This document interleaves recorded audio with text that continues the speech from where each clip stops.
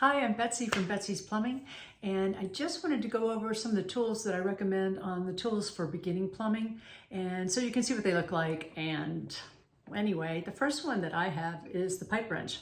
Now this one I've had for, I bet you, 40 years, so it's really been knocked about a bit, quite a bit, but when you buy a good one, it lasts forever. And one thing to be careful with if you're using this, the great thing about it is that it opens up wider than most of your channel wrenches and easy to do.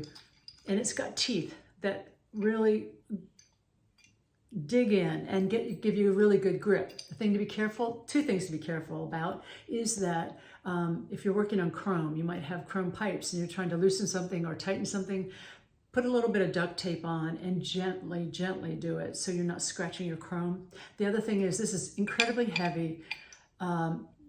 Be careful around your porcelain or your plumbing fixtures, a sink, a toilet. It could break if this lands on it, or if you hit it, tap it just the wrong way or the right way or whatever. So just keep that in mind. But it's a great tool to have on. Now, plunger. This one is a sink plunger. The toilet plunger has a piece that comes out, so to make better contact with the hole that you go into. But one thing that I like, if you've got both of them, one of each, which I recommend, I write sink on it, so nobody uses this on my toilet. That's the last thing I would want, is my sink one going into a toilet. Okay, next we've got adjustable spanners, and you can get a set of 3, and they're great. They are great. Use them for all kinds of things, but they adjust easily by just turning the wheel and tighten, close down. They're great because they make very good contact with a pipe, and you don't have to worry about stripping it. Sometimes what could happen is if you try to use a different type of wrench, you might end up stripping the nut. This just stays nice and secure flat against the nut, versus if you're trying to use something like these adjustable wrench here, and it bites into it, and it also doesn't have a flat connection that's really secure. Anyway, adjustable wrenches, adjustable spanners are fantastic. If you're looking at maybe slightly more intermediate plumbing, this is a great tool. This is a basin wrench. And you might be going like, well, great, what does it do? Well, so can you see the head on it? It flips from one side to the other, goes like this, meaning that when you want to go tighten a nut that's under a sink and up behind, on a tap, up behind the sink, this helps you reach it and really get a good grip on it. But if you need to tighten it, you go in one way, and if you need to loosen it, you go the other with the bit there, and it's spring-loaded. So once it's on, it stays, and you can loosen those nuts on taps that are behind a sink or in a tough place to reach. Now, we just talked about pipe cutters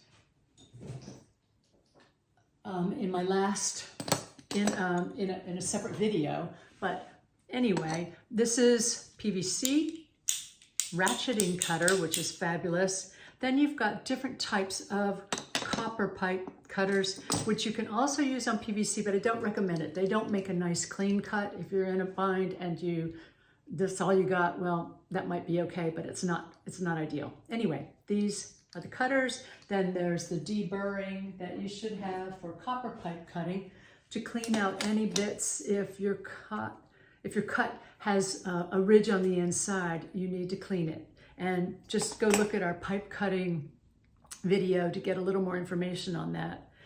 Plumber's tape is a PVC or acetate tape that you use when you're doing metal to metal joins. You don't need it on plastic to plastic where there's like a rubber ring inside. When in doubt, it's not going to hurt anything.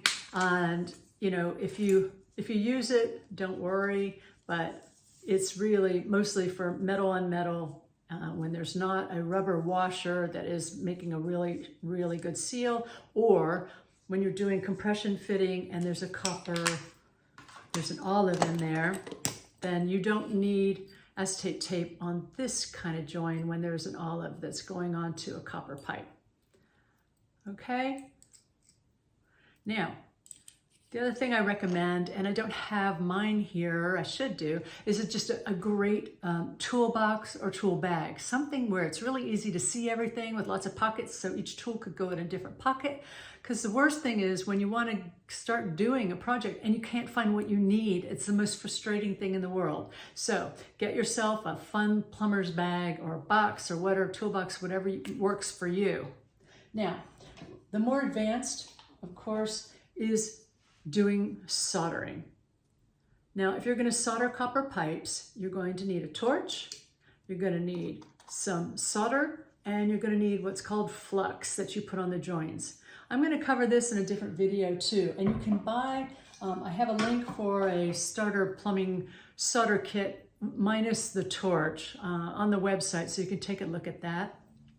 Now, if you have a problem with your drains and something easy to, you want to take the easy route out, there are different types of what they call augers or drainage augers. This one is heavy duty, and I recommend it if you've had problems, if you've tried to clear the drain different ways, say with, I have a video about clearing drains with just vinegar and baking soda, and then very simply using a plunger gently, particularly remember if it's plastic pipes, not to blow them apart.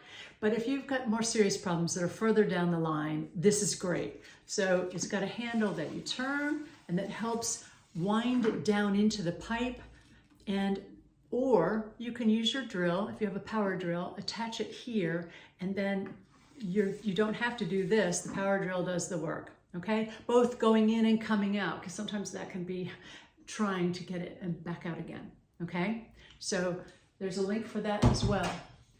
And with any tools, just remember to keep them clean and dry because they will rust. And once they've rusted, some of them, they can probably still be used, but it's not a great idea to keep your tools in disarray. You want to take good care of them. So like you can have your pipe wrench for 40 years like I do. Thanks for joining me on tools, and I'll look forward to seeing you in the next video. Bye for now.